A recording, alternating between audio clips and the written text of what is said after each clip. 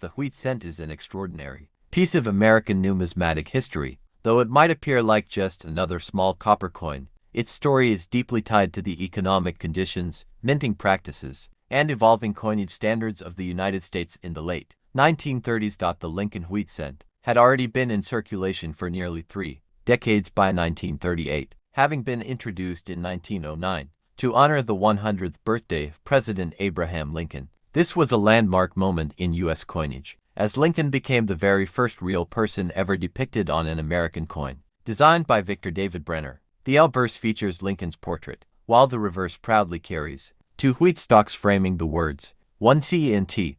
These wheat ears represented America's agricultural strength and symbolized prosperity. The year 1938, the world was on the edge of great change. The United States was still emerging from the effects of the Great Depression, and Europe was bracing for the conflicts that would soon erupt into World War II.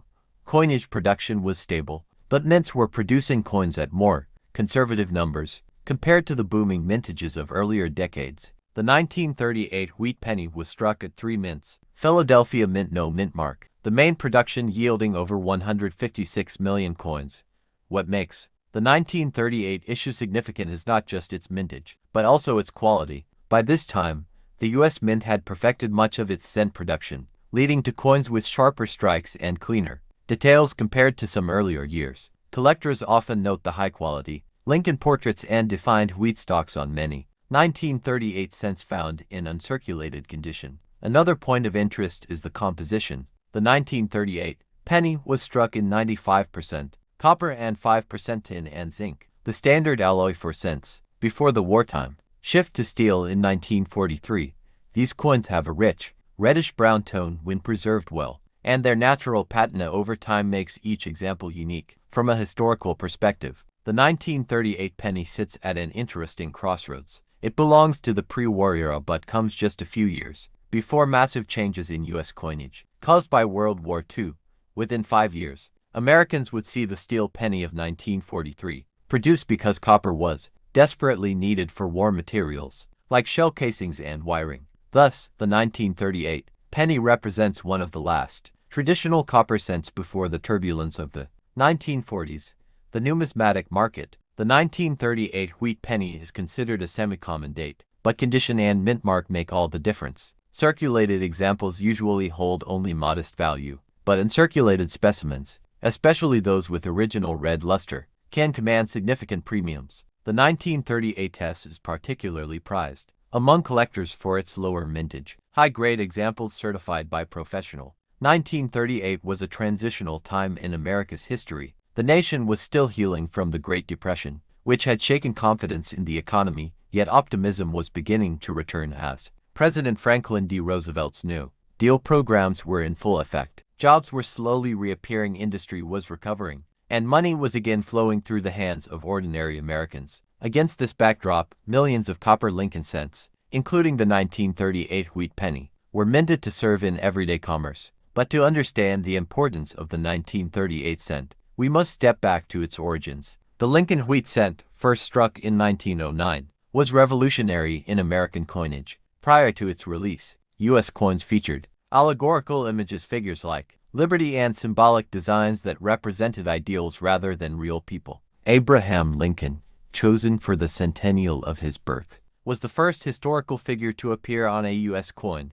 His presence on the penny immediately resonated with Americans, symbolizing honesty, perseverance, and unity. By 1938, Lincoln's portrait had already become iconic and firmly rooted in the nation's coinage tradition. The 1938 wheat penny's design had hardly changed since its introduction. The obverse still bore Lincoln's right-facing profile, surrounded by the date on the right. On the reverse, Victor David Brenner's 2 wheat stalks encircled the words 1 cent and United States of America, with E pluribus unum crowning the top. For many Americans during the 1930s, this familiar design represented both tradition and stability. The mintage figures of 1938 tell an important story about production. While 156 million coins were struck in Philadelphia, the Denver Mint produced about 20 million, and the San Francisco Mint struck 15 million. Compared to other years, these numbers were relatively low, reflecting the lingering economic uncertainties and cautious demand for coinage. because fewer coins were needed in circulation.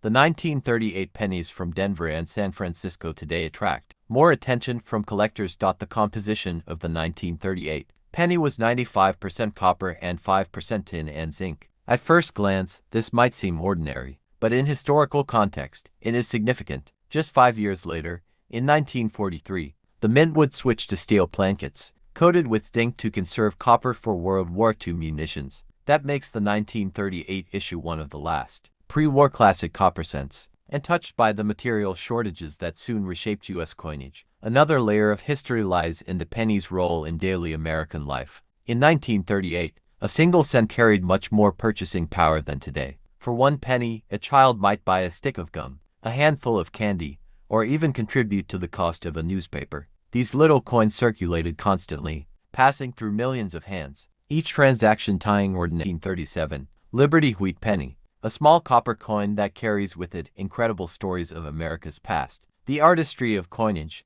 and the excitement of coin collecting. By the end of this video, you'll see why this coin is so special, and how some rare varieties can reach impressive values among collectors. The 1937 Wheat Penny belongs to the famous Lincoln Wheat Cent series, which was first introduced in 1909 to honor the 100th birthday of President Abraham Lincoln. It was the very first U.S. coin to feature a real person, breaking away from symbolic figures like Lady Liberty, designed by Victor David Brenner. The coin's obverse shows a striking portrait of Abraham Lincoln. On the reverse, 2 stalks of wheat frame the words 1 cent, which is why collectors fondly call it the wheat penny. The year 1937 was a time of recovery for the United States as the nation slowly climbed out of the Great Depression. Coins from this period were essential in everyday life, often circulating heavily through small purchases, groceries, and wages. The penny was made of 95% copper and 5% tin and zinc, giving it its rich brown or reddish appearance. This alloy would remain standard for wheat pennies until World War II, when the 1943 steel penny briefly replaced copper for the war effort. The San Francisco mint, as each mint left its unique footprint on the coin, making certain mint marks more desirable. The Philadelphia mint struck the largest number of 1937 cents, making them the most common. Denver and San Francisco issues were produced in lower quantities, giving them extra appeal to collectors. The total mintage for all 1937 pennies exceeded 309 million pieces. While this makes the coin common in circulated condition, high-grade specimens, especially with mint red luster, can command very high values. Collectors are especially drawn to the San Francisco 1937 penny. As it had the lowest mintage among the 3, although still not a rare coin, finding it in pristine condition can be challenging. Like other wheat pennies, the 1937 coin reflects the artistry of early 20th century coin design. Brenner's depiction of Lincoln is lifelike yet symbolic, capturing the president's thoughtful gaze. Interestingly, many 1937 wheat pennies are found with a range of natural colorations, from deep brown to vibrant red. The redder the coin, the higher the value, as it indicates less oxidation over time.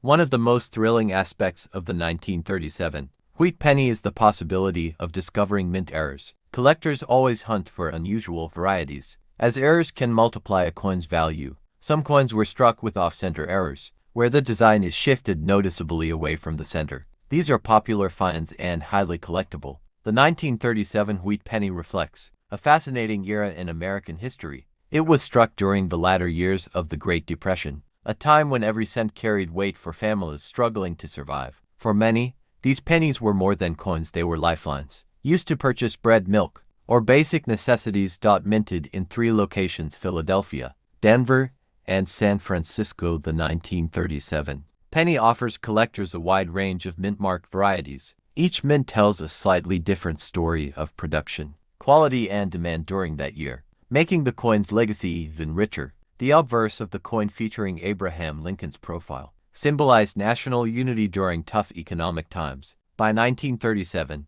Lincoln's image had already become a powerful emblem of perseverance, justice, and the hope for recovery. The reverse design, known as the wheat ears, represented American agriculture and prosperity. The simple wheat stalks were not just decorative, they were symbolic of the nation's backbone, the farmers and workers who fueled the economy. One of the most exciting aspects for collectors is the existence of mint errors from 1937.